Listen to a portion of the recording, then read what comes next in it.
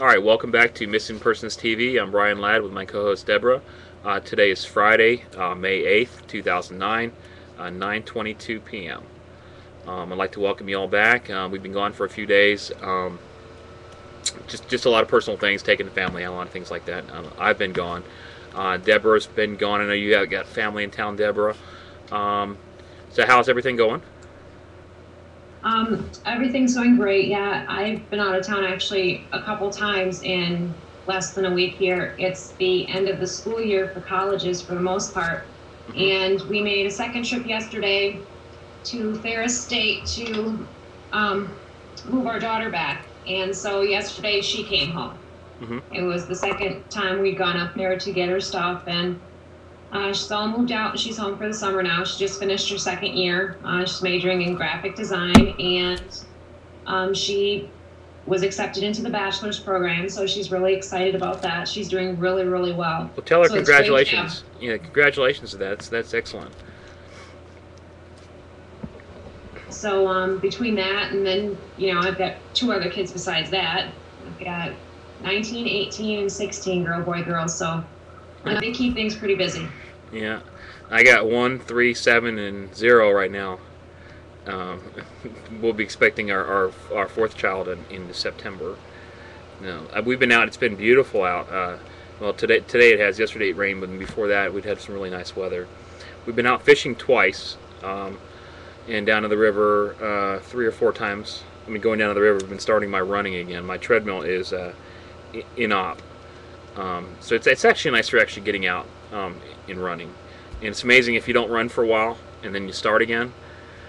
It's you're like, I can't believe I used to do this. So you slowly get back into it. But it's a nice jog. Actually run on the C&O railroad tracks down there, right along the Potomac River. And they just recently moved they put a bulldozer in there, smoothed it all out. So it's really nice. You can run forever. Pretty scenery. Trains come by. I brought my kids down there. I actually brought Samuel and Brandon down there. So I'd run up a little bit and have to run back, and because I want to, you want to keep moving. Samuel asked me, he said, next time we go down by the river, can we drive? I was like, well, that's not the point of it, but we've had a great time. So I'm glad the weather's finally changed. We have had a lot of rain though recently though, and the river was up pretty high. We're actually running a flood watch again tonight. It's supposed to get some more storms in here. And as you can see, every 3 or 4 minutes there's a drop. I'm in a carport, and if you'll look at, well, you can't look out, but it's dripping. It actually hit me right on the nose here. So if I jerk or something, that's what's happening. It's dripping on my head, and I haven't fixed it yet. Okay. Well, you're probably going to get a lot more rain because Yeah, I've got weather bug. Right after I get it, and we're going to be having a lot of rain tomorrow. In fact, we're going to drop like 20 degrees in temperatures, but we have a 25 here, which is a pretty long run. Every year it's called the Riverbank Run, and I live in a really large area here. They had to reroute that. They had that all taken care of today. I had to keep it away from the Grand River and stuff like that. They did a new route for it based on the weather that's coming in here for me. So if I'm raining a lot here tomorrow, you're getting that after I do. Yeah, I'm looking at it. It looks like it might come right to the south of us, but either way, we're under a flood watch again. The Potomac was up so high 2 days ago that I've never seen it that high. Another foot or so it would be over top of the railroad tracks. So luckily I'm on top of a hill, so I don't think I'll really be affected, but I have a lot of neighbors that could be. And that's never good. Well, I hope with the rain we're getting, I hope it's a good sign for this, upcoming summer here, that we're not going to have a really dry one, like, happens quite often. Yeah. I wanted to bring up some other news before we get started on missing person cases. We have a new TV network. The domain is, or the URL is cleartvnetwork.com. I put a little graphic up there for you. It's there'll be a website. You go on there, there's a little TV set. That TV set, you'll have the little knobs on the bottom. You can change channels. One of the channels will be mine. One will be Gail St. John. Reginald Lewis will have his own channel. Travis Sanders will have his own channel. And then there'll be a lot of psychics on there too. I think we want Kevin Clarity of Awareness will have his own channel.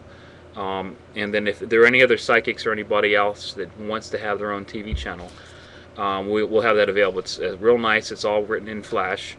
The graphics will be a lot better than what you're seeing right now on Ustream, hopefully. It should be nice and pretty. And it's easily navigatable. You know, the navigations on the site will be really easy to use. I know some other psychics that we've worked with, Dalton Kropp, Christine Hamlet. He's fun, and we had a lot of them we interviewed on the radio show that Kevin and I had, and they're of course always welcome to participate. Anybody's welcome. There we go. See the little drip right there. Actually, missed my nose. But anyway, so that's cleartvnetwork.com. I'm still working on the website. I put up Aji's video just because it needs to be. He just hasn't been found. But the actual, if you go to the website, the entire video will be inside that big TV. And I'm working on how to get that right, and then actually switching. The knobs will turn already, and it'll be like switching channels. Okay, so if you say, well, I don't want to see this Brian guy, which most people don't, you just turn the channel to some other nutcase. So that's how that'll work. So did you get a chance to go to that website yet, Deborah? Yeah, I've been watching it the last couple of days while you've been doing the work on it. It's looking really, really nice. Okay, I knew you were going to do a lot of work on it, and it's really great the way the different shows on the different channels that you have. Pretty much the shows are not overlapping one another. So, you know, everyone, even though, you know, shows are archived, you know, everyone archives their shows so they can be watched at another time. People can still be watching, you know, shows live and stuff too. Right, there'll be a menu. Shows and not miss them. Right, Gail came up with an idea. She wants to have, like, you know, the TV guy has his blocks with certain shows and stuff. There'll be a channel on there, so you can switch to it, and you can say, oh, who, you know, when somebody's on or whatever, and then of course if you switch the channel and that person is not live, the archive videos will be up there. So each channel would be a different person or a different show, you know, depending on whatever person, and I could literally have as many channels as I want. This is a little bit different than Missing Persons TV, but you know, I'll go ahead and stream over there. But it is more into the psychics and the remote viewers and the people that believe in UFOs, orbs, and then a lot of spiritual stuff. There'll be like a meditation, and you know, I'd like to maybe do a thing on that, on meditation. And I know that Gail, Reggie, and Travis plan on doing their own live conference on teaching everybody, I guess, how to become psychic, at least the way that they operate. And then I guess I could do something on teaching people what I do, which is really not much, but you know, I can teach you how to go to sleep if you want. But I will have something there. But either way, we're going to have something up tonight, and then you guys, if you go back, you know, check in a couple days, and we'll put out a notice or something like that. You just go, like I said, go to cleartvnetwork.com, and it should be nice and pretty and clean looking. So I hope everybody likes it. Well, I think it's looking wonderful so far. And then, you know, like you said, you're gonna have a channel guide, and it'll be really user friendly, and you know, no one will have any reason for missing, you know, any broadcasts after that. Right. The cool thing is, I really want to. I mean, I want to hear from other people. I want other people to have their own shows, their own, you know, whatever. And I think that's good for everybody. So you know, the more content, the better. But you know, but definitely, you know, like I said, Missing Persons channel. We have one now. You know, we were talking about, well, we need a Missing Persons channel on satellite or whatever. Well, we got one now. It's on the internet, but you know, everybody, most people can, you know, that have the internet can tune into it. So we do have that. Maybe one day we'll have our own TV channel on, you know, not on the web. But this is as close as we can get for right now. So that's cleartvnetwork.com. Yeah, thank you for everything that you're doing. It really brings a lot of You're welcome. awareness to the I'm not doing it for everybody. I'm doing it for myself, Gail, and everybody else too. So, I mean, so um, actually I'm doing it for myself because I'm learning a lot. I'm learning a lot of the Flash stuff and stuff like that. But you're welcome. Well, it's really great. We have, listeners, well, viewers. They get to look at you every night, or when we're not slacking, of course. That's every night. And there's several people that come on a regular basis for that, but there's a whole lot of other ones that it may not be a convenient time for them or whatever, but it's surprising how many are actually watching them afterwards. I mean, the audience just continues to grow. Yeah, we're getting in the first couple of days. We're getting at least 1,500 unique views, and there's actually a lot more than that because we're doing the meta feed, we're doing the blip, and we're doing a lot of the other outlets. So a lot of people are watching. So thank you if you're watching now. Thank you for watching. We appreciate it. Yeah, and anyone that is watching somewhere else, if you would like to participate in the chat room is interactive during the broadcast, and the chat room is located at bryansdreams.com/chat. So everyone is welcome to join chat, and look forward to seeing you there. All right, one other thing too I want to mention. You see when we're doing these broadcasts, at the top of the screen always, it might be a little bit annoying, but at least it doesn't cut my head off. It says Missing Persons Forum. I'm sorry, Missing Person Forum. That's our forum for missing people. That's going to be our sole forum. Please go there and register, or and look around. And if you want to add anything, please feel free to do that. We are going to be working on that site to make it look a lot nicer. And if you have any suggestions or comments on how we can do that, please let us know. We're gonna make it pretty colorful. We're gonna have little hands on there. Me and Deborah discuss a lot of things. We just have to actually get to it and get that done. That's go ahead. You've been doing so much with other websites, and with Aji's, you gave that an awesome makeover, and with thefindjesse.com and with findcindy.com recently, and all the different sites that you work on, you've learned a lot, you said. Yeah, so, I'm learning. It's makeover to the Missing Persons Forum. Yeah, to save the best. You're welcome. I know that's ours, and we've been neglecting our own thing and doing everything else. But I think it's more important that we're helping these other families too. Cause we have that in place, but we are going to get back to doing that and making that look nice. But yeah, it's helping me a lot because I'm learning a lot of skills. That I might be able to have gotten if I took a class or something like that, but firsthand, just trial and error. So this is, like I said, when you do something like this and you get into the forums, you understand how the forums work and how style sheets work, and then how the CSS pages work and all that kind of stuff. You're able to do so much more. And now, like I said, if anybody needs a website for a missing person, we'd be happy to do it for you. And of course, we'll do it for free.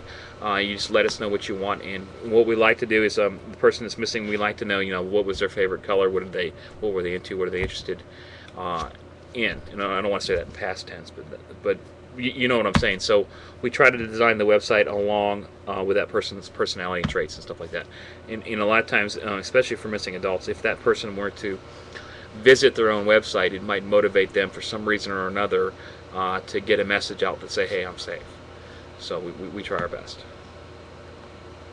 Right, and the traffic is really picking up on the different sites, and we were talking about how there's so many people listening to the broadcasts. Later on, how many views you're getting. Mm-hmm. You mentioned to me that the traffic has really increased a lot for the Missing Person Forum too. Yeah, it sure is. I think a lot of that's because of people listening to the broadcast too. Yeah, and we keep plugging it over and again. But it's all good. So that's that. We're going to be doing 3 cases tonight, and they're the old cases. 589, which is Mary Margaret, Cook, 590 Teresa Dean, and 591 Anthonette Cayedi. But before we do that, we have some news. I know everybody probably knows about it. It was on the news yesterday about Drew Peterson. Drew Peterson was arrested. Deborah, what do we have? What do we know? What happened yesterday, and anything new about Drew Peterson? The reason why we're bringing this up is because Stacy Peterson is missing. It's a case that we have open. We'll bring it up briefly, but that's why we're covering it. Yeah, we've waited a long time for him to be accountable, and he was not arrested in connection with Stacy being missing. No. Even though the fingers seem to be pointing in his direction on that one. He was arrested due to the death of Kathleen Savio, which was his third wife. And her death had been ruled accidental drowning in a bathtub. And in less than 3 weeks after Stacy went missing, that was revisited. They exhumed her body, and it was ruled as a homicide. And he's finally been brought up on charges for that. What I did see today was that his arraignment or appearance or whatever, his initial one here in court in the Will County Courthouse has been delayed at this point. I'm not sure why. I have to do some more research on this case to see what's going on, and I'm sure that we'll have help from people posting updates and stuff on what's going on with that. But you actually told me that he'd been arrested. You heard it before I did. I found out from you yesterday. Yeah, I got a new. It was a FNC Fox News alert or something like that. And I saw that, it's that's what he's been arrested. We've been working on this case as well as connections, possibly to other things he may have done. The case number is case 542, which is for Stacy Peterson. We've done a lot of work on this, and we've had a very nice gentleman. His name is Jim. Jim's usually in chat. He's not here tonight, but he's been out taking a lot of pictures and doing his own investigation. There is on the case file, there is numerous pictures out there. We've done a couple shows, and then we did additional dream drawings on this and some other stuff here. I do have a location and where I think Stacy Peterson may be. Unfortunately, I don't think that she was alive. I have a graphic of this too. This is like I said, this is posted on the case file. This is a location. I believe it's not too far from Mr. Peterson's home. It's a quarry. I have a location in the quarry. As far as we know, it has not been checked out. There's some other reasons, be it private property or whatever. I do not think it's been searched, but there have been some photos taken in that area, though, and those were taken by Jim. Right. And that would be his username in chat and in the missing persons forum is Jim in Mokina. So he's provided photos of all kinds of different areas. So he has some of quarries in that area, like you're speaking of, that you feel that's where Stacy is. Yeah. And he's also contributed to other cases, such as Lisa Stebbix. Right. So that's really worth checking out when there's someone in the area that's out, running down leads and taking photos and stuff like that. That's wonderful because we don't get that, kind of help on all cases. So it's pretty interesting stuff to check out. Like you said, that's case number 542 for Stacy, right? Yeah, 542. I was going to ask you something. Gail and I did it when we did a show together. Actually, Gail was doing your job. Right. We mentioned case 545? Okay. There was a. And isn't that okay, that's what I wanted. Okay. That's Stacy's mom. That would be. We didn't know that though. We didn't know it at the time. For Christy Kales. Right. Yeah. Case 545 is up there. It's posted, and there is no doubt that this case is related to that. Just by if you get a chance, look at that case. It's case 545. I've put a link to that, as well as several other dream drawings. Even about the recent arrest about Drew Peterson, that seems to have been confirmed. So if you guys get a chance, the case is 542. All the links are up at the top. They'll say possible related information. There's 1, 2, 3, 4, 5, 6, 7, 8 separate areas on my website that are possibly related to this case. I also believe that there's the 4 wives. Thank you, Diane, for bringing this up. The first wife was Carol Brown. The second wife was Victoria Connolly. Is that pronounced correctly? Yes. Okay, Kathleen Savio, and then Stacy Peterson. According to my dream drawings, there is another person that he possibly murdered. And I think it was a 16-year-old. It has something to do with a 16-year-old. Do you remember that? I do vaguely. Okay. With the work that you have, I remember you saying that. It came out in your dream drawings. And you feel he's connected to, more, and that there was possibly a 16-year-old. I think you had something to say, if I remember right, about there possibly being like a notebook or a journal or something. Right. And it could have belonged to that 16-year-old, or she may have been in possession of it. Mm-hmm. And I think I have at least a partial address. Well, it might be a full address. There's really specific information on this case, though. As far as I've gotten the area. If you look on the map where I think she may possibly be, is only maybe 30 meters in circumference. There's a lot of stuff. I don't think we need to do any additional dream drawings until we at least verify some of the stuff's been looked into. But there's a lot of information. It's case 542, and all the links are up there if you guys are curious to look into it. And there's other. There comes that drip again. There's other ways that you can also search my site, and that's by the little box up at the top. That searches my site and the Missing Persons Forum site. You can look at the URL and see which one goes on there, or you can just go to our Missing Persons page, which is briansdreams/lost, and there's a link at the top for all this stuff, so you don't have to remember anything. But once again, I want to thank. Because all the cases are linked. If they open up the case in your Missing Person Forum, they will find a link in there. They're normally labeled "Link to Brian's RV," right back to the entire case file on your site. And we are working on that new section on the new Missing Persons Forum, where all of the dream drawings and translations for each case will actually be posted. The images of your dream drawings will be posted there. For further information that you've posted on case files, where people have emailed you information and stuff that you post, and additional photos and stuff, that would be on the case file. But that'll get more information, on the forum for people to see. Right. So just so there's no confusion, when they see on the new Missing Persons Forum, there's a section after all of the cases are in alphabetical order.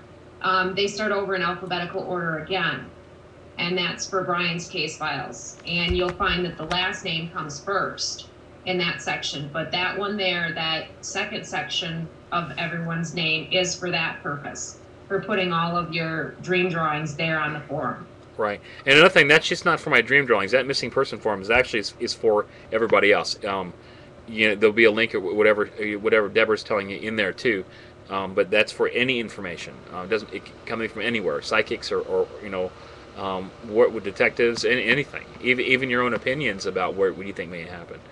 We welcome everything.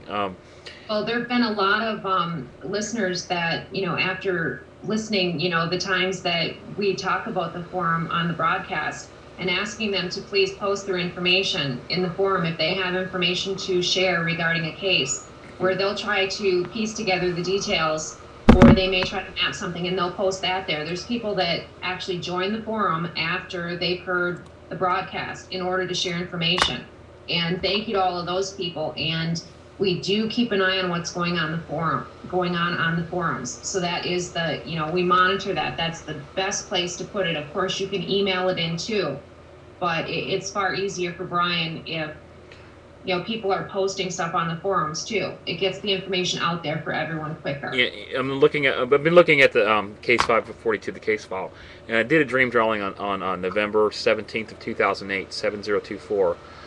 This says killer arrested. And it says Kathy's death, white male, 40s, Quarry Road. That Quarry Road's important because that goes back to the map that we have.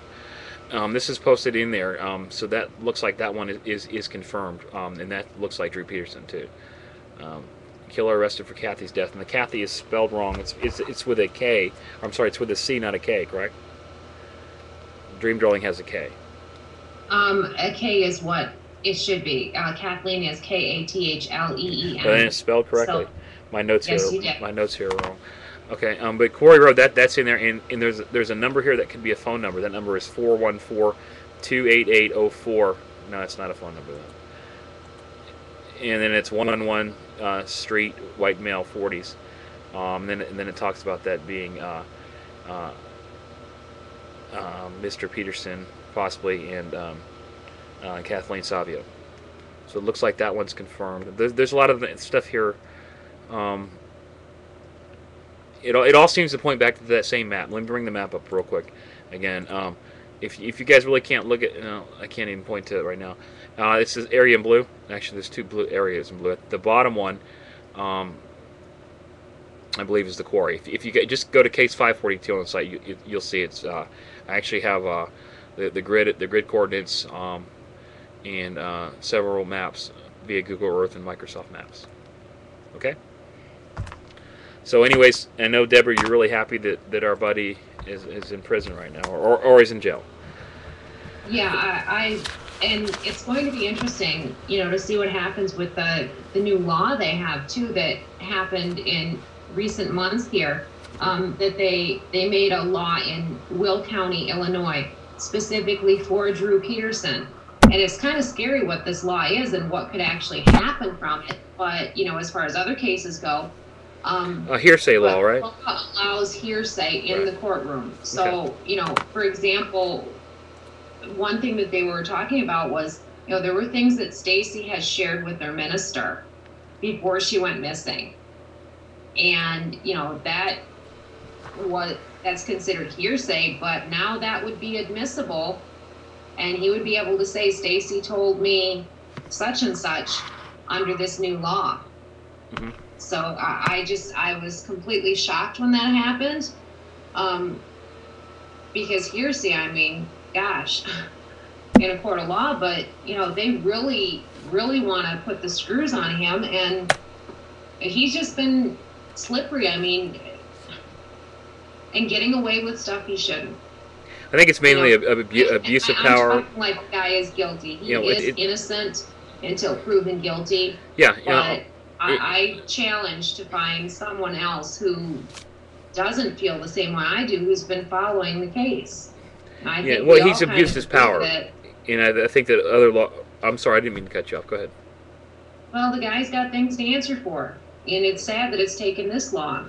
Right. But I think he really thinks that he wasn't going to get caught.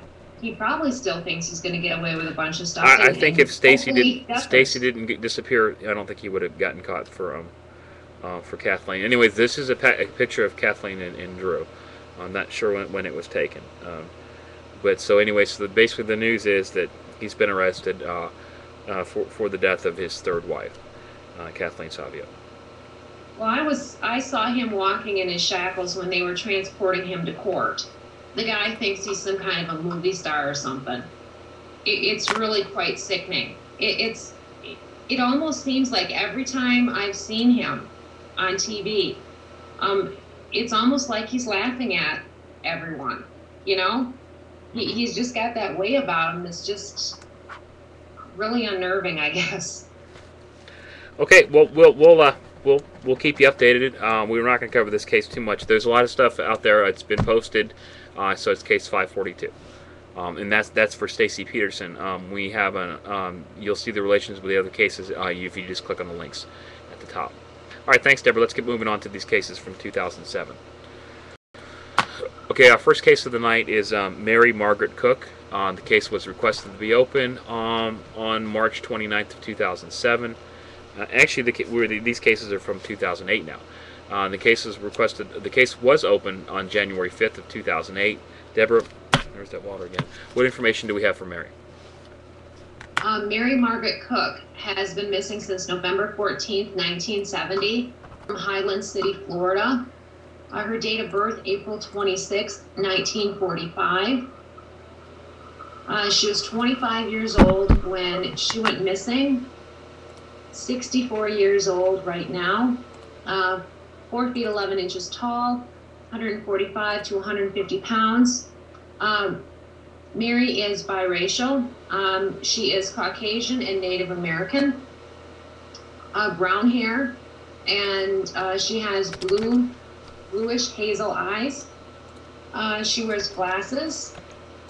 When she went missing in 1970, she had excellent teeth and had never needed dental care. She does have a birthmark on the outside of her right leg above her ankle.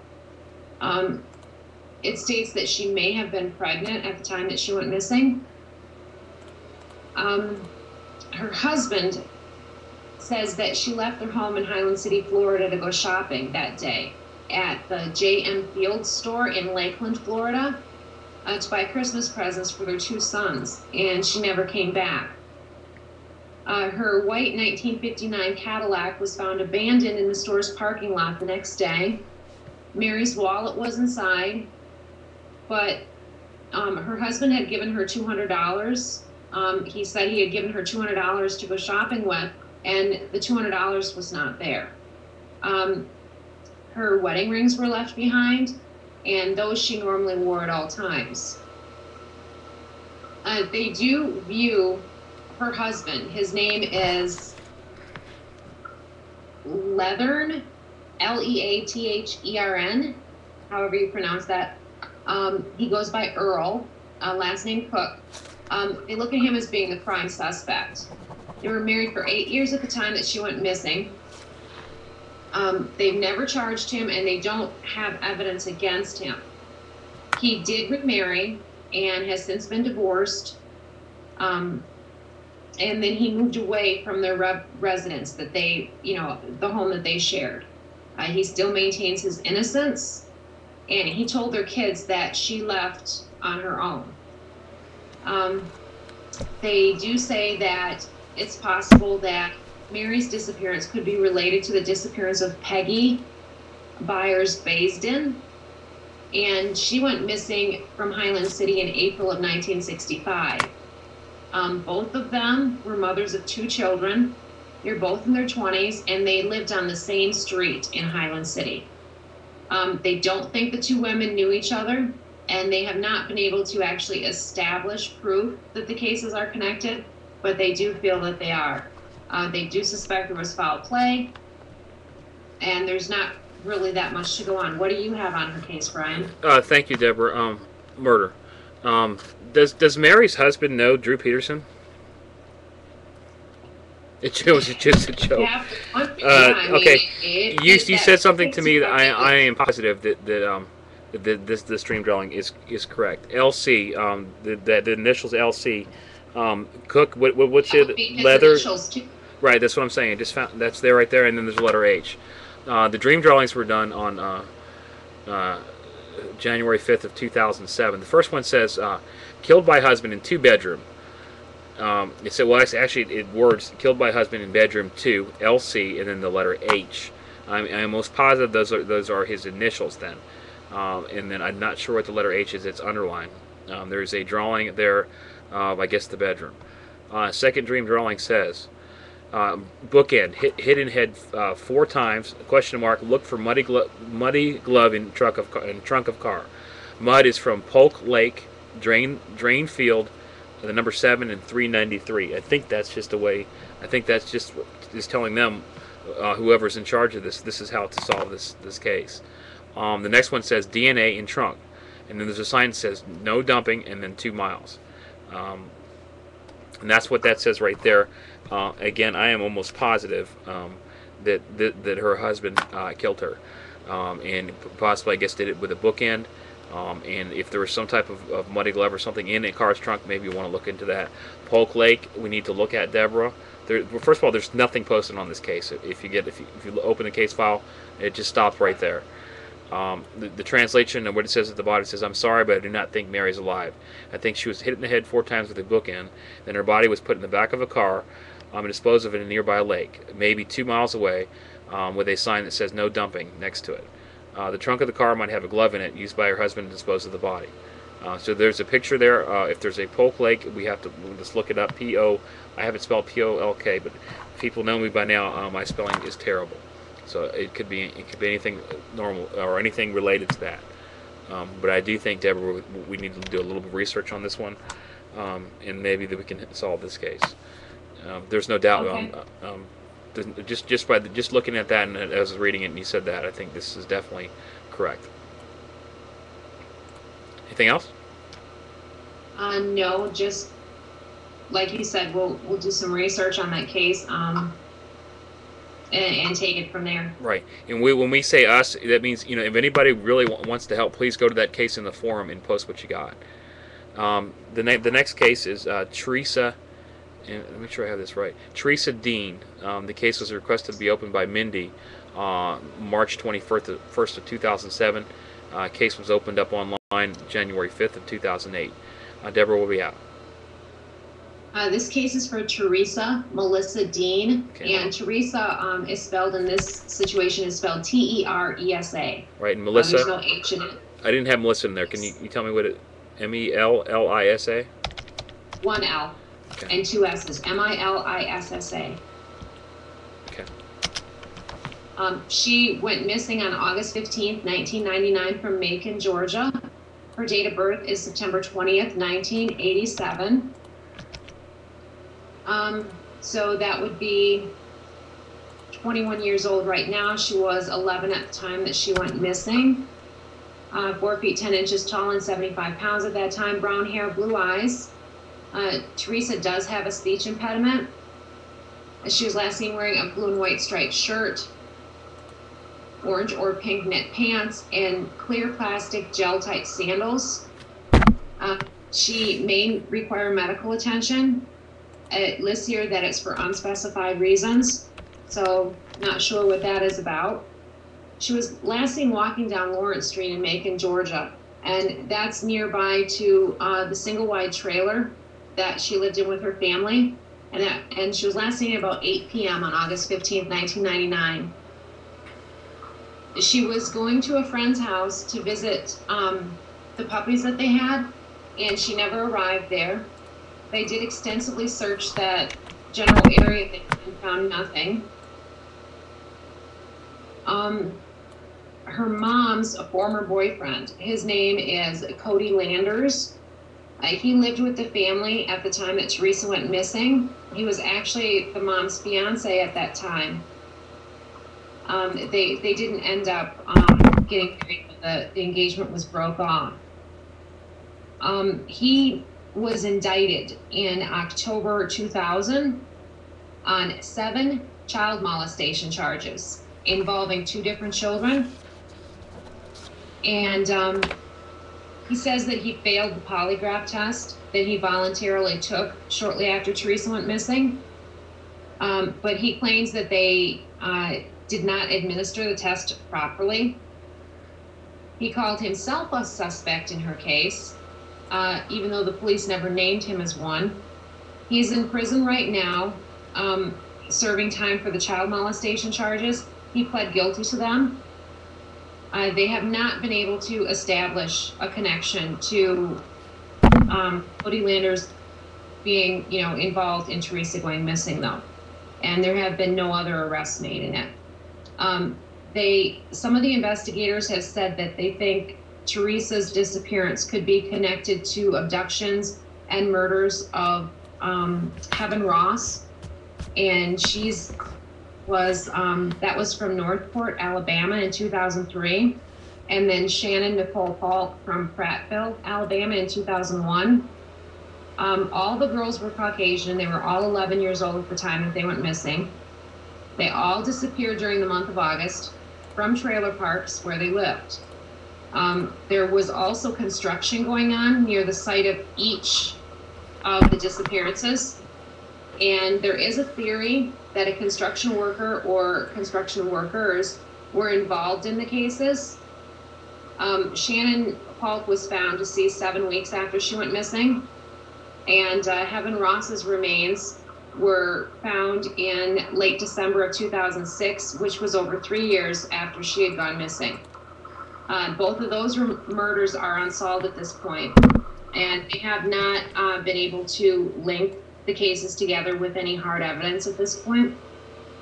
At the time that Teresa went missing, she was attending Alexander School, and she had previously lived in Bibb County, Georgia. The authorities believe that there was foul play in her case. What do you have on this case, Brian? Thank you, Deborah. I don't know if she's alive or dead. I'm looking at this. It said serial killer, but then I'm just looking at the dream drawings. There's no indication that she was harmed, but I didn't like the fact where it said serial killer in the second one. The dream drawings that were done on January 5th of 08. The first one says Christmas lights, round light, couch, living room, record player, and door. There's a drawing of a living room here. It's got a shelf in the background. There's a record player on the bottom. There's some window on the left. There's some drapes. And then there's the couch it's talking about, and then the door on the right. There's no looking at this. I'm not sure why I drew this, but I think it has something to do with her disappearance. The second dream drawing says near airport 14 Jacksonville, serial killer, brown camper shell Ford truck. There's a drawing of a Ford truck, and it has a camper shell on the back, the kind you take off. And then there's the letter S above that, or 5 or S or whatever that might be. That's not written in the bottom. Translation says, I do not know if Teresa is alive or not, but I do think she was in this trailer in Jacksonville near an airport. Okay, that answers my first question.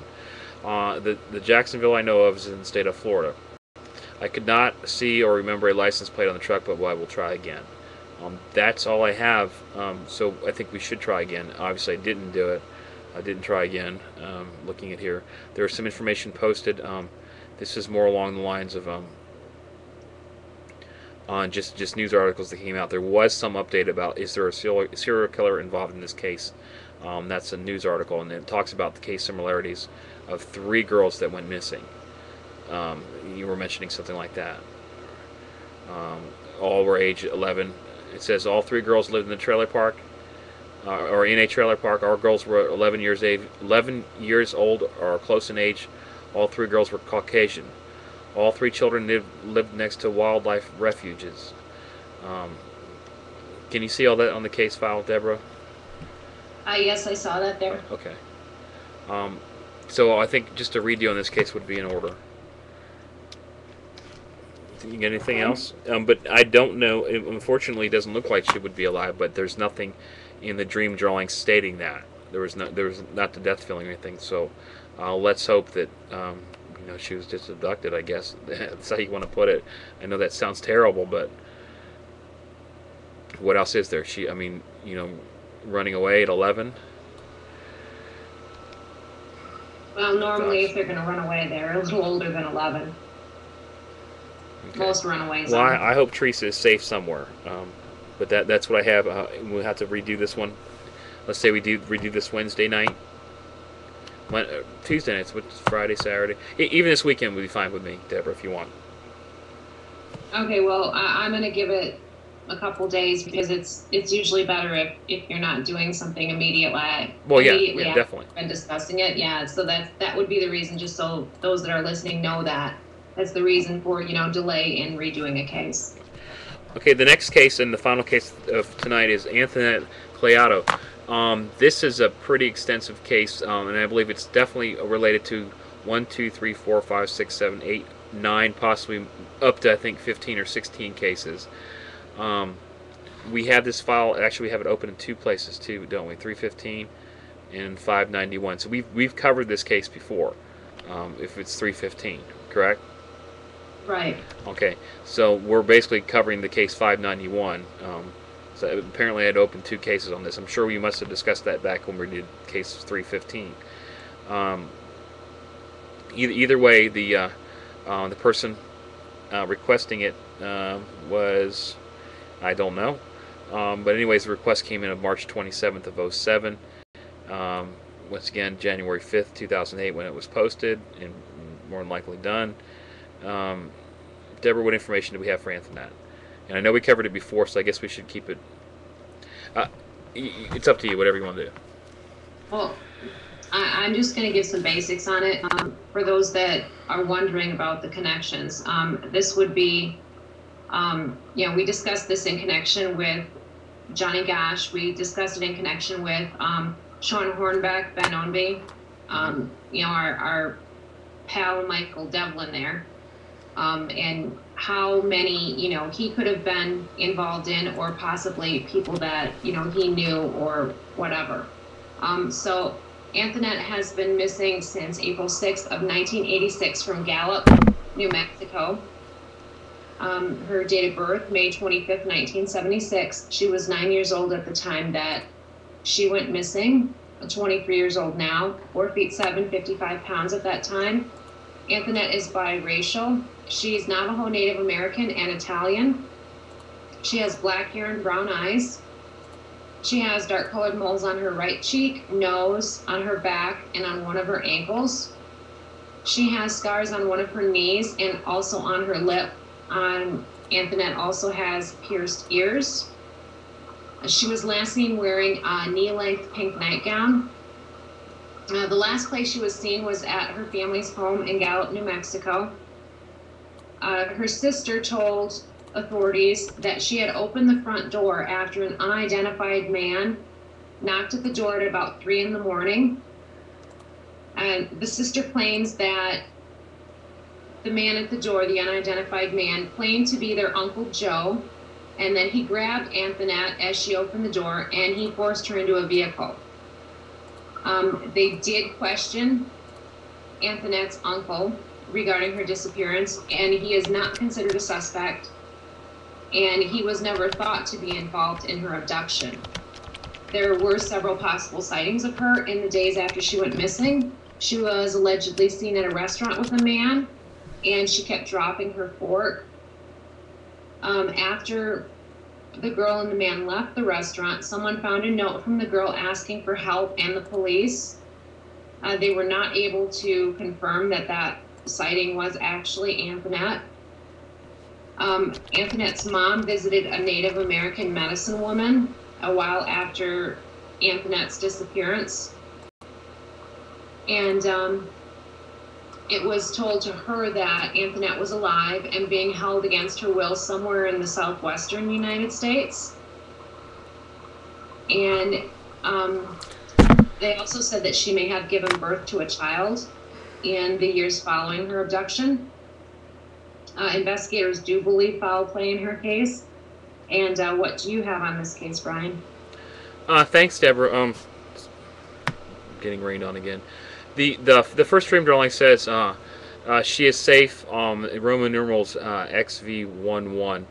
Star of Luck, Nevada. It could possibly be some type of teepee on the bottom thing. The Roman numerals actually looks to me like in a sign. It's a circular drawing, like some type of sign with that in there. The important thing says that she is safe. And the second one says red building, school number 4, and then a star. And then just the translation says, I think Anthonette is alive and possibly in Nevada next to a red school building. It also talks about this was a lucid dream in the morning. Don't really bring that up, but it was a lucid dream, and that's all the details I could get. We'll try again. So read on this one too.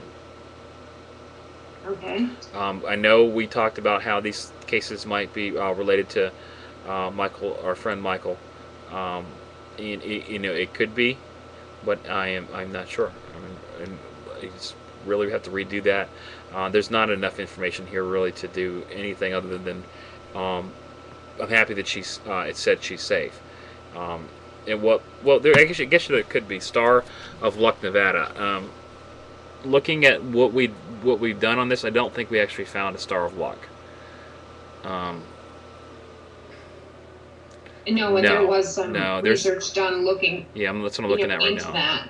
Now we did put up the Sean Hornbeck maps, which the Sean Hornbeck case, if you guys know, I've got that correct. I mean that was dead on, and there's a lot of stuff related to that. And other cases that were definitely related to this case. I'm not sure the Sean Hornbeck case number, but if you can find that in there. And then we're looking at there's 1, 2, 3, 4. Actually, there's 14 missing children cases that are on that map. Do you remember that work, I think Kinsley helped us with that too. Yes, Kinsley did that map, and Okay. the thing is, when She we were actually just she came up with the idea, though, I think, as far yes, as she they did. form a Yes, she did, circle. to make that really good map. She did an Yeah. awesome job on that. If you The guys look on the scary thing bottom, is, if you look on the bottom, there's a she done a map up of where these children went missing. It's actually forms like a circle. Um, Not sure how if that's means anything or not, but it's definitely very interesting.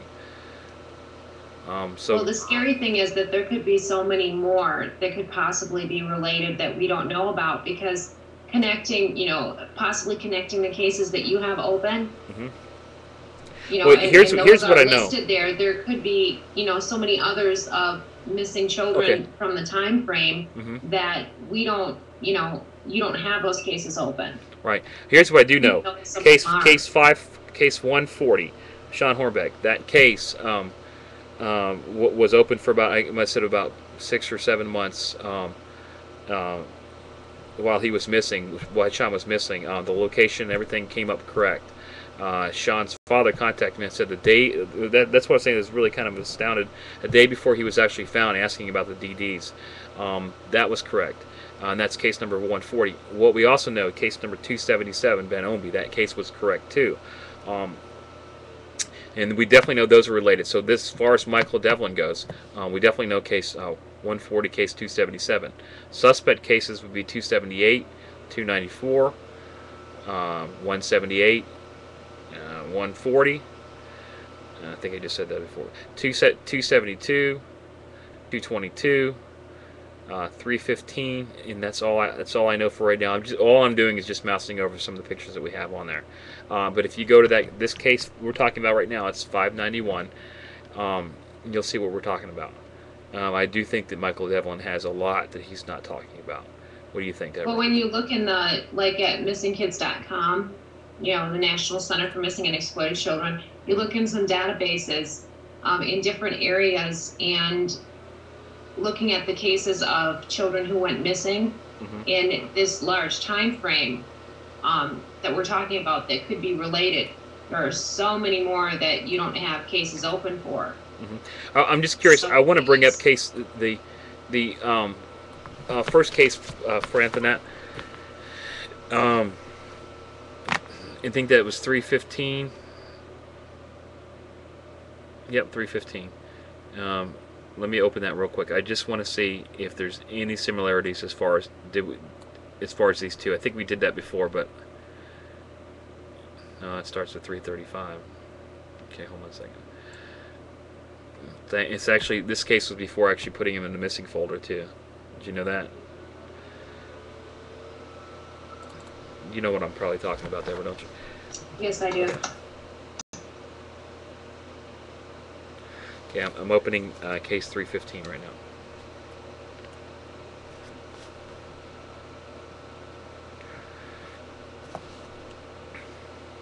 I'd like to say hi to Gail, who has just arrived in chat.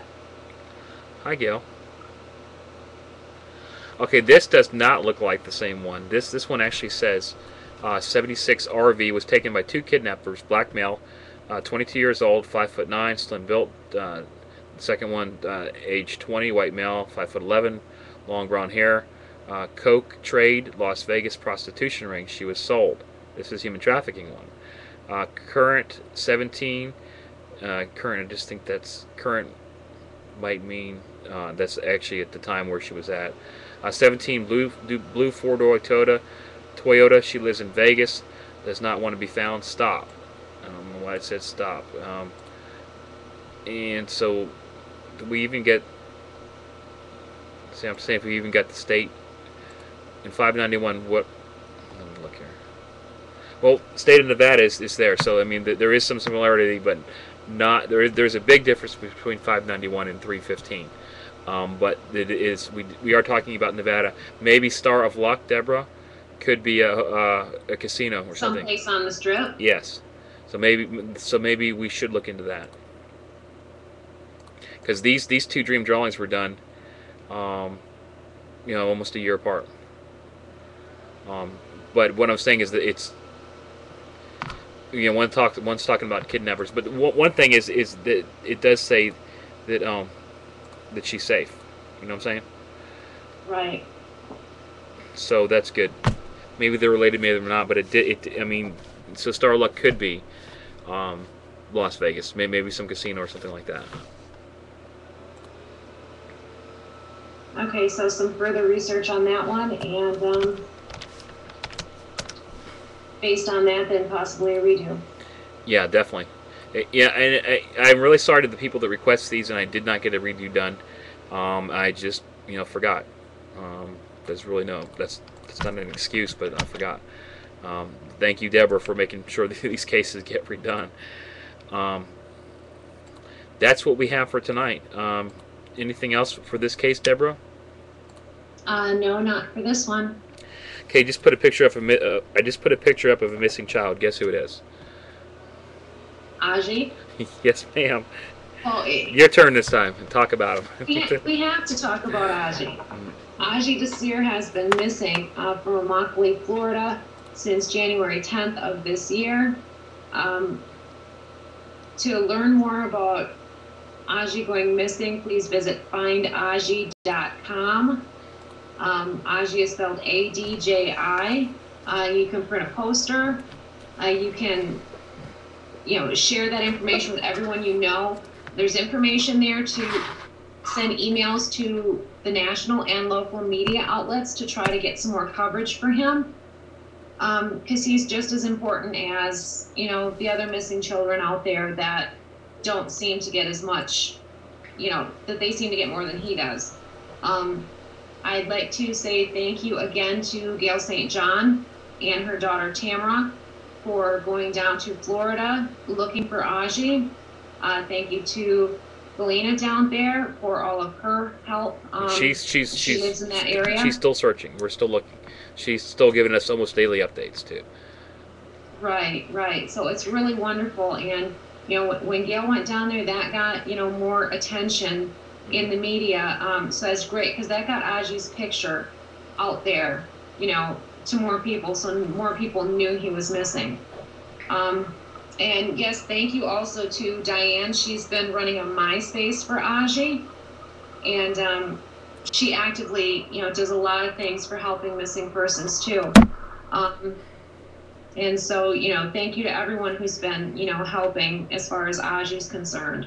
And in addition to findaji.com, you can also visit findjessie.com to learn more about Jessie Foster. She's been missing since March 29th of 2006. She went missing in North Las Vegas, Nevada. Her mom, Glendine Grant, is running findjessie.com. And then we also have recently findcindy.com went up, and that is run by Cindy's mom, Deb. Cynthia Ann Macklin has been missing since January 28th of this year, missing from Bay Cliff, Texas. 15 when she went missing. She's 16 years old now. You can learn more there at findcindy.com, and more information is going up on that site tonight. And we're asking for the listeners and readers' help for Cindy's case also. If you could send some emails to the media, there'll be links on findcindy.com asking them to give some coverage to Cindy's story. And please share her picture with everyone you know and get some more awareness to the fact that Cindy's missing. And go ahead, Brian. No, that's enough. Thank you. Well said. We'll see you tomorrow night. We're going to do this for sure tomorrow night, you think, Deborah? I'll be here. I will be too. Okay. So tomorrow night, approximately 8 o'clock Eastern Standard Time, -5 GMT. And remember, please, if you get a chance, go to Clear TV Network. We'll be posting updates up there. Here's the here's just a little logo there. ClearTVNetwork.com. We will be broadcasting there soon. It should will be a little bit nicer, a little more organized. So hopefully that will happen soon. But that's the URL. So good night, guys. Thanks a lot for joining us. We'll see you tomorrow night, 8 o'clock.